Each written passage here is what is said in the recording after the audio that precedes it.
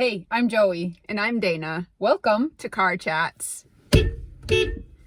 Today, Joey and I are going to be reviewing Gregory Coles' book, Single Gay Christian.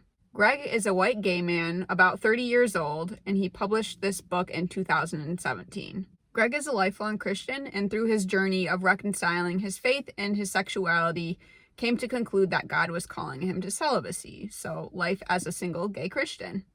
Joey and I are going to be talking through the themes in Greg's book that stood out to us and sharing our feedback as bi and gay Christians who are not committed to celibacy. The number one thing that you should know about Greg's book is that he wrote it with a complete posture of humility and respect for others, which is something that we are so appreciative of. Y'all know how much we love nuance, and Greg is right there on the nuance train with us. We're so grateful for that, and we always believe that it should be an important part of this conversation. He presents his story and the conclusion he came to about lifelong celibacy in a way that is not judgmental at all or condemning of people who have come to a different conclusion than he has. He is humbly sharing, and he states explicitly that he does not want his personal story to be taken and used in a prescriptive manner for other LGBTQ people, which we are, again, so grateful for. It's clear that Greg wants to be so careful in the way that he shares his story. At one point in his book, he says, "How can I explain my pursuit of celibacy without seeming to hold contempt for those who don't pursue it? Worse still, what if my celibacy becomes a means by which other Christians feel justified in condemning non-celibate gay men and lesbian women?" And we should add bisexual people here too. "What if someone interprets my existence as proof that gay celibacy really isn't as hard as it sounds, and my name becomes another insult in the arsenal of bigotry? What if, by walking my own difficult road, I make everyone else's road more difficult as well?" You can just hear Greg's humility in this quote, and we just so appreciate his cautious tone. We also resonate so strongly with Greg's perspective in this following quote. "There are only a few things I know for sure about showing love to gay people, and one of them is this. If you really want to love us, you have to respect us enough to let us make our own decisions. Even if you think we might get it wrong. Even if you're sure we have gotten it wrong. You can't just tell us what to believe and expect us to believe it. That's not how belief works. At least, that's not how it worked for me. I needed to be given the space to read the Bible for myself, to listen to God's voice distinct from all the other voices claiming to speak on his behalf." He ends this train of thought by saying, quote, "I don't trust myself to judge the state of someone else's heart. Other people's hearts are none of my business," end quote. That's it. As Christians who are also making content about our sexuality and faith, Joey and I share this exact same sentiment. We do not want to disregard the perspectives and stories and views of Christians who have come to a different conclusion than us on this, and we want to make space for everyone in this conversation. We don't want our experiences to speak on behalf of the whole of the LGBTQ community. Greg gives a really great practical example. He's talking about a friend of his who's gay and exploring and trying to figure out if he is affirming of same-sex relationships or not. And he asks Greg, what's going to happen if I become affirming and you're non-affirming? And this is how Greg responds. Quote, "Then I'll still love you, and I hope you'll still love me too.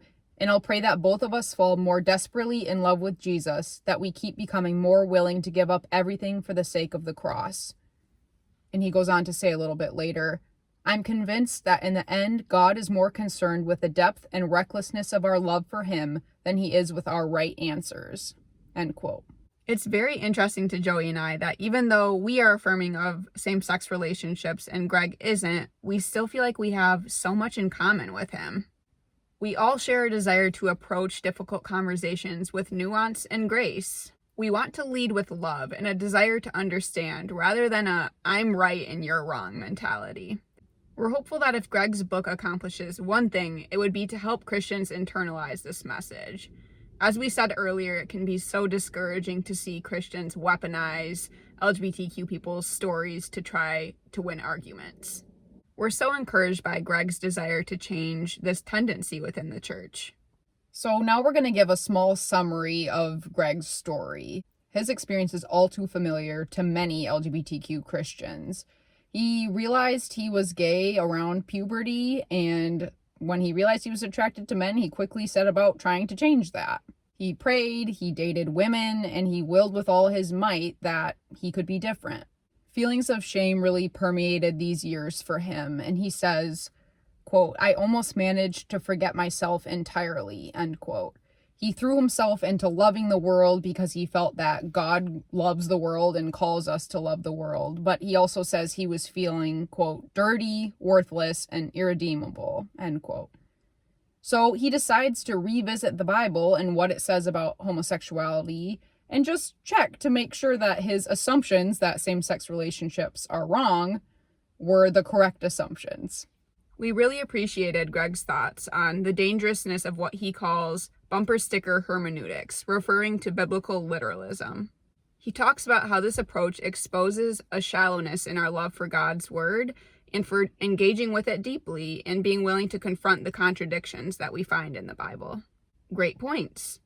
So he's re-examining scripture in depth, and he especially revisits the 6, as they're known as, clobber verses, and dives more deeply into interpretations. And he's really feeling pretty optimistic about an affirming perspective. But the more he researches and learns and goes on this journey, the more he feels that God is saying no to him about being in a same-sex relationship, and he doesn't feel at peace about the affirming perspective. So we're going to go through the 2 main points that Greg talks about in what made him stay with a non-affirming perspective and decide that God was calling him to a celibate life. So he says, quote, "I was still sympathetic to the revisionist argument that affirmed the possibility of same-sex marriage, but a few essential ideas rang hollow. And the first of those ideas is suffering." Greg doesn't think that just because being celibate is difficult or can sometimes cause suffering, that this should be used as an argument for affirming same-sex relationships. Greg states that godly obedience is supposed to be costly, and that our sacrifice here on earth is nothing compared to Jesus's. He states, "Maybe the problem is that so many straight Christians have given themselves a task that is too easy, a cross that is too bearable, and that gay celibate suffering stands in 21st century America as a precious reminder of just how desperately, helplessly devoted we were meant to be to the cross of Christ. We agree that Jesus calls us to hard things and that there will be elements of suffering in our faith. We don't always know what suffering looks like as people of great privilege in the United States. For Joey and I, that looks like being white and financially secure, amongst other things. We agree with Greg that the primary reason for affirming same-sex relationships should not be to minimize suffering. For us, though, we do question the mandate that all gay and bi people are called to celibacy. We would love to ask Greg if he believes that all gay and bi Christians can live celibate lives. From reading his book and his story, it feels like it's implied that all gay and bi people should be able to live celibate lives and pursue celibacy. And we think that's questionable. We think that that's something that deserves a lot of study and attention, especially to the experiences of gay and bi Christians who've tried to live celibate lives and have been not okay. It seems like Greg views celibacy as a calling for all gay and bi Christians, but at the same time, he doesn't go super in-depth into the biblical understanding of celibacy or the real-life implications of living a celibate life that, for some people, can result in major mental anguish and turmoil to the point of suicidality, which to us seems like it's worth examining more closely. So is celibacy a mandate, or is it a calling, a special gift that God gives people? That's what we need more information about here. We do really appreciate the way that Greg reframes celibacy as not a calling of no, like no, you can't be in a relationship, but as a positive calling of pursuing God wholeheartedly and with your whole life. That's a really important distinction because we believe that the gift of celibacy is a very positive and beautiful calling. But again, we view it as a gift and a calling, not as a mandate. He also does a great job of reframing singleness and the way that the church can prioritize and elevate marriage as the end-all be-all of a good Christian life. And that also is so important, and we are so appreciative of that. Single people are way too often overlooked or looked down on by the church, and we are on board with Greg to change that narrative. Greg's second major concern with the revisionist perspective is summarized by the word silence. By silence, he means that affirming interpretations, quote, at their most persuasive, sought to prove the Bible's silence on the topic of committed same-sex relationships. So basically, this perspective says that because the Bible does not specifically address this topic, we don't have enough evidence to say that same-sex relationships are not okay. Joey and I found these critiques really interesting because these are two pieces of the revisionist argument that really did not hold much weight for either of us as we did our own searching. Honestly, the fact that the Bible doesn't speak to same-sex relationships as we know them today was not particularly relevant to Joey and I's journey to becoming affirming. Again, this is something we'd love to just chat with Greg about because these weren't sticking points for us in coming to an affirming perspective. So to summarize, suffering and silence were the two main issues that Greg took with the affirming perspective of same-sex relationships, and so he remains committed to a biblical view of celibacy for gay and bi people. There was one perspective of Greg's that we were a bit troubled by and just wanted to address briefly here. Greg talks quite a bit about why he prefers the label of gay instead of same-sex attracted, which we really appreciated his thoughts about that. It's very similar to how we think about identifying as gay and bi people. As he was discussing that, he's talking about ex-gay ministries and how same-sex attracted can be very associated with the ex-gay movement and how a lot of harm was caused by the ex-gay movement.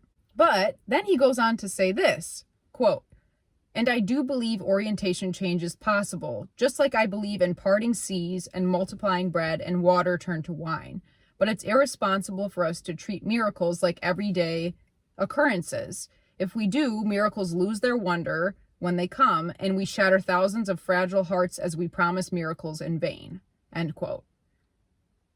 Oh, man. Orientation change is listed in with a bunch of other biblical miracles, which makes it seem like it's the best or preferred outcome, even if it is rare. A common understanding of miracles is that something negative is made positive, or at least that a difficult situation is rectified or changed. This presents being gay as a worse option than being straight, and that in an ideal world, we would all be straight. We understand that at its core, this view comes from the idea that being gay or bi is a result of the fall. It's, as many people say, a form of sexual brokenness. This is a claim that Joey and I just fundamentally disagree with. We view sexual orientation as a part of the beautiful diversity in God's creation. We're really glad that Greg frames orientation change as a rarity, but we do find it problematic that he presents it as a miracle. Because don't we, at our core, desire miracles? We're concerned that orientation change will continue to be elevated by the conservative church as a viable option for gay and bi people.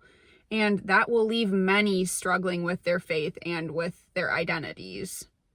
Overall, though, we're really grateful for Greg's book, and we're really appreciative of the way that he shares his story with such humility and grace. If you'd like to read the nuanced perspective of a celibate gay Christian man, this is a great book to choose.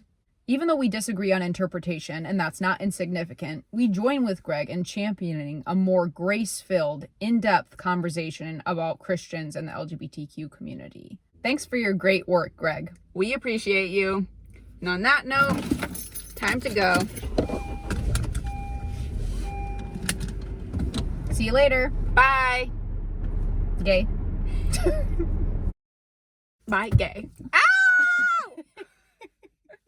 Bye, gay. Bye-bye. Why was that funny? No. That was right. No. Huh? No. Yeah? No. Ah. We want to lead. Oh! Lead with love. I'm struggling. You want to lead with love, and I just struggling. Every day I'm struggling.